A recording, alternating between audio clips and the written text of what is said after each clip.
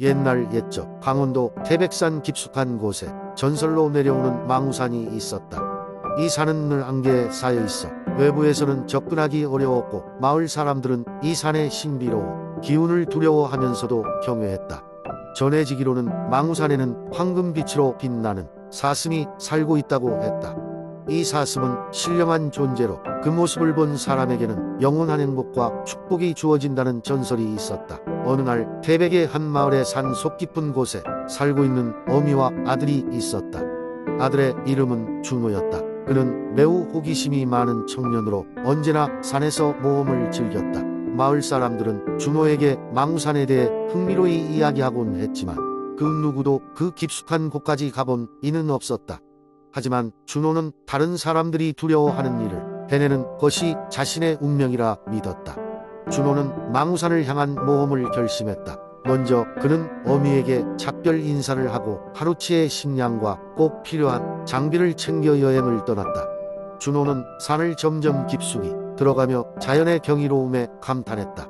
사흘째 되는 날, 그는 한 번도 본 적 없는 아름다운 숲에 도착했다. 그곳은 언뜻 보아도 평범한 숲이 아닌 신비로운 기운으로 가득 차 있었다. 그 숲의 한가운데에서 준호는 황금빛 사슴을 처음으로 마주하게 된다. 사슴의 눈은 지혜로 가득 찬 듯했고 그 눈빛을 응시하니 준호의 마음 속 두려움이 사라졌다. 사슴은 조용히 준호를 바라보다가 빠르게 숲속 어딘가로 사라졌다. 준호는 사슴을 쫓으려다가 곧 멈췄다. 자신이 본 것은 환상이 아니라 현실임을 깨달았기 때문이다. 그 후 준호는 마을로 돌아왔다. 그의 이야기와 모험담은 마을 사람들 사이에 널리 퍼졌고 그는 태백에서 용기를 갖춘 젊은이로 기억되었다. 더 이상 망우산의 황금 사슴을 보려는 이들은 없었지만 마을 사람들은 준호의 이야기를 통해 행복과 평화의 의미를 되새겼다. 준호는 그 신비로운 경험 이후 훨씬 더 친절하고 지혜로운 사람이 되었으며 마을에 신뢰받는 어른이 되었다. 마을 사람들은 여전히 그 전설을 전하며 망우산의 황금 사슴이 마을을 지켜주고 있다고 믿게 되었다. 두 번째 이야기. 옛날 옛적 한국의 아름다운 고성 지역에 마법의 숲이 있던 시절이 있었습니다. 이 숲은 100년이 넘는 세월 동안 사람들의 접근을 허락하지 않았는데 그 이유는 숲속 깊은 곳에 숨겨진 비밀 때문이었습니다. 이곳에는 역시나 전설 속에만 존재한다고 여겼던 5가지 세계의 나무가 서식하고 있었습니다. 이 나무들은 각각 특별한 힘을 간직하고 있어서 빨간 나무는 용기를, 파란 나무는 지혜를, 초록 나무는 치유를, 노란 나무는 풍요를, 그리고 보라 나무는 예지를 줬습니다. 이 마법의 숲에 사는 것은 동물들과 작은 요정들 뿐이었습니다. 그 중에서도 가장 특별한 존재는 100살이 넘은 마법사 할아버지였습니다. 고성 지역에서는 그를 산신령이라 불렀습니다. 그는 나무들의 수호자 역할을 했고 이 나무들 각각의 힘을 체험해보고자 온 모험자들을 조심스럽게 지켜보곤 했습니다. 숲이 세상에 처음 알려진 것은 어린 소년 민철이가 우연히 숲으로 들어간 날이었습니다. 민철이는 호기심이 가득한 소년으로 늘 새로운 것에 도전하길 좋아했습니다. 학교에서의 일상의 지루함을 느끼던 어느 날 민철이는 친구들과 숲 근처에 놀러 가기로 했습니다. 숲의 가장자리에서 친구들이 멈춘 반면 민철이는 혼자 숲속 깊이 들어가 보고 싶다는 강한 유혹을 느꼈습니다. 숲속에서 이리저리 헤매던 민철이는 우연히 다선 나무가 모여있는 곳에 도착하게 됩니다. 그는 나무들에서 뿜어나오는 신비로운 아우라에 매료되어 각 나무들의 힘을 한 번씩 체험해 보게 됩니다. 첫 번째로 빨간 나무 앞에서 그는 큰 용기를 얻어 마음속에 품고 있던 두려움을 떨쳐버릴 수 있었습니다. 파란 나무에서는 꿈에도 그리던 지혜의 조언을 얻었고 초록 나무에서는 몸과 마음의 피로가 싹 사라지는 마법 같은 경험을 했습니다. 노란 나무 곁에서는 그가 항상 원하던 풍요와 행복이 어떤 모양인지를 환상으로 보았고 마지막으로 보라 나무 앞에서는 앞으로의 자신이 해나가야 할 길에 대한 예시를 얻게 됩니다. 이윽고 산신령이 나타나 민철이에게 이 나무들이 어떻게 이런 힘을 지니게 되었는지를 설명해 주었습니다. 과거 이 땅을 지킨 고대의 신령들이 자신들의 마지막 힘을 각 나무에 불어넣었다는 것이었습니다. 인류가 자연을 아끼고 사랑할 때 그 힘이 발동된다며 민철이에게 이 중요한 비밀을 맡깁니다. 마을로 돌아온 민철이는 친구들과 마을 사람들에게 절대 말하면 안 된다는 약속하에 숲과 산신령에 대한 이야기를 전했습니다. 그 후로 고성 마을 사람들은 숲을 보호하고 가꾸면서도 그 신비를 완전히 이해하지 않은 채 그저 감사하는 마음으로 살아갔습니다. 민철이는 그날 이후로 마법의 숲과 산신령과의 인연을 간직하며 나날이 자신의 삶에서 새롭게 찾아오는 도전을 마주할 용기를 품을 수 있었습니다. 늘 그곳을 돌아보고픈 마음을 가지면서 말이죠. 세 번째 이야기. 옛날 옛적 밀양의 아름다운 산과 들판 사이에 작은 마을이 있었다. 이 마을 사람들은 한 그루에 신비로운 나무를 깊이 숭배했다. 그 나무는 종달새가 숨 쉬는 것처럼 천천히 춤을 추며 가지에는 별빛을 머금은 듯한 잎사귀들이 반짝였다. 마을 사람들은 그 나무를 하늘나무라 불렀다. 아무도 이 나무의 나이를 알지 못했으나 사람들은 이 나무에게 기도를 드리면 소원이 이루어진다고 믿었다. 밀양에서는 매년 첫 번째 풀잎이 돋아나는 날 마을 사람들이 모여 하늘나무 아래서 축제를 열곤 했다.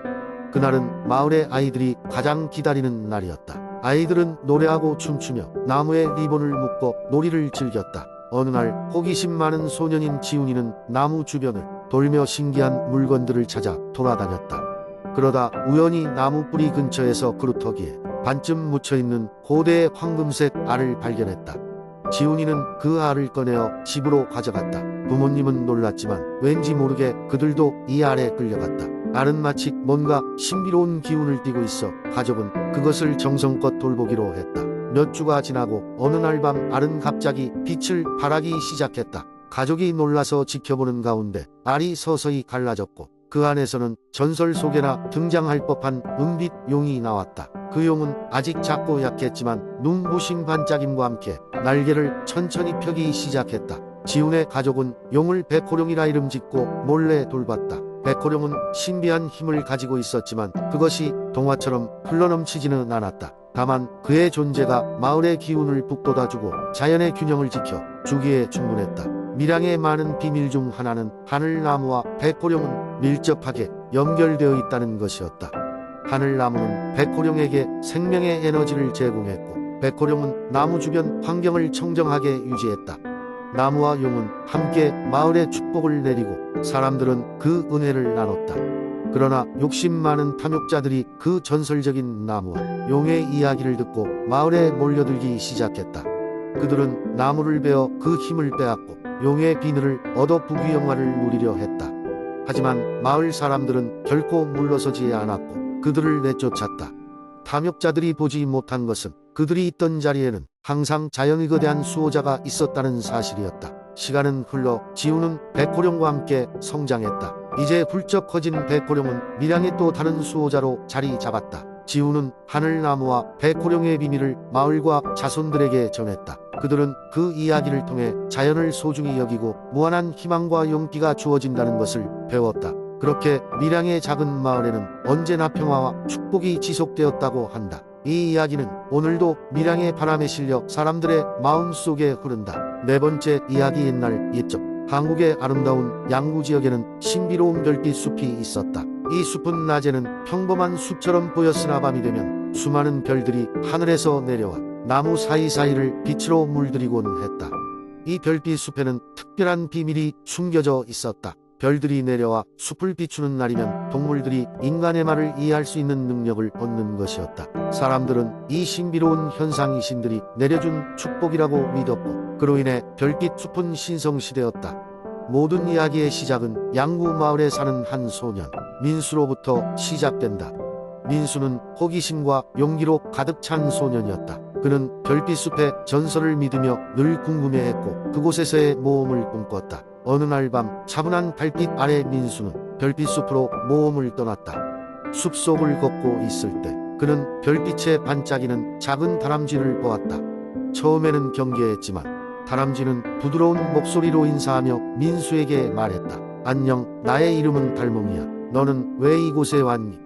민수는 눈을 크게 뜨며 다람쥐 달몽이를 바라보았고 드디어 별빛숲의 전설이 진실임을 깨달았다. 그는 달몽이에게 별빛숲의 비밀에 대해 배우고 싶다고 말했다. 달몽이는 민수를 따라오도록 초대했고 둘은 숲속을 깊이 탐험하기 시작했다. 숲의 중심부로 들어서자 밝은 빛으로 가득한 거대한 나무가 그들 앞에 나타났다. 이 나무는 별의 나무라고 불려 이 나무 덕분에 우리가 별빛의 능력을 얻는 것이라네. 달몽이가 설명했다. 민수는 별의 나무를 보며 경외심을 느꼈고 그 순간부터 양구 지역과 별빛 숲을 지키고 싶다고 마음먹었다. 그렇게 별들과 대화를 나눈 민수는 마을로 돌아와 사람들에게 별빛 숲과 그 신비로운 동물들에 대한 이야기를 전했다. 사람들은 비로소 별빛 숲을 더욱 소중히 여기게 되었고 모든 것은 평화롭게 흘러갔다. 민수는 오랫동안 그날을 기억하며 별빛 숲의 친구들과 함께 양구의 자연을 보호하고 사랑했다. 이렇게 양구의 별빛 숲은 전설의 고향으로 남아 사람들에게 자연과 조화롭게 사는 법을 일깨워 주었다. 언젠가 여러분이 양구를 방문하게 된다면 밤하늘을 올려다보세요. 수많은 별들은 여전히 그 비밀스러운 숲을 비추고 있으니까요. 5번째 이야기. 옛날 옛적 대전의 한적한 마을에는 신비로운 이야기가 전해져 내려오고 있었다. 대전을 흐르는 갑천 한복판에는 마법의 힘을 지닌 은하의 나무가 자라고 있었다. 이 나무는 매년 특정한 날 밤하늘에 은하수를 그리며 빛을 내뿜었고 마을 사람들은 이때를 은하의 밤이라고 부르며 축제를 열었다. 그러나 은하의 나무에는 하나의 비밀이 있었다. 그 나무는 하늘의 별을 지키는 푸른 용의 숨결로 인해 자라는 것이었다. 푸른 용은 세상의 균형을 지키는 임무를 가지고 있었고 은하의 나무가 무사히 자랄 수 있도록 특별한 힘을 나무에게 주고 있었다. 마을에는 유난히 호기심이 많은 소녀 수아가 있었다. 수아는 그녀의 할머니로부터 푸른 용에 대한 이야기를 듣고 항상 꿈을 꾸곤 했다. 해마다 열리는 은하의 밤마다 수아는 나무 아래에 가서 나머지 별들이 춤추는 것을 감상하고 푸른 용에 대해 더욱 알고 싶어 했다. 어느 날 수아는 나무 밑에 은하수가 비추는 환상 속에서 눈에 띄는 푸른 빛을 발견했다. 그것은 여태껏 본 적이 없는 강한 푸른 빛이었다. 수아는 어느덧 그 빛의 근원지를 따라가게 되었고 은밀한 공간에 도달했다. 그녀의 앞에는 거대한 푸른 용이 나타났고 용은 부드럽게 말했다. 수아야, 너는 이 마을에서 용감한 마음을 가진 소녀로 소문이 나 있구나. 내가 이곳에 온 것은 단순한 우연이 아니다. 나의 이야기를 듣고 은하의 나무가 가진 진정한 힘을 이해하기를 바란다. 그러고는 용은 대전의 고대 전설과 은하의 나무가 세상에 퍼지는 희망의 상징이자 보호자임을 설명했다. 은하의 나무는 별빛과 인간의 마음이 하나가 되어 어둠을 물리치는 힘을 내포하고 있었던 것이다. 수아는 용의 이야기를 듣고 그 비밀을 간직하기로 결심했다. 마을로 돌아온 후 그녀는 사람들에게 은하의 밤의 중요성을 알리고 모두가 함께 꿈과 희망을 나누는 축제를 더욱 웅장하게 만들도록 했다. 세월이 흘러 수아는 마을의 지혜로운 지도자가 되었고 은하의 나무는 여전히 아름답게 빛났다. 대전은 이제 평화로움과 희망의 상징으로 많은 이들이 방문하는 특별한 장소가 되었다. 그리고 은하의 밤마다 하늘에 떠있는 별들은 푸른 용과 수아의 이야기를 속삭이며 더 찬란하게 빛나곤 했다.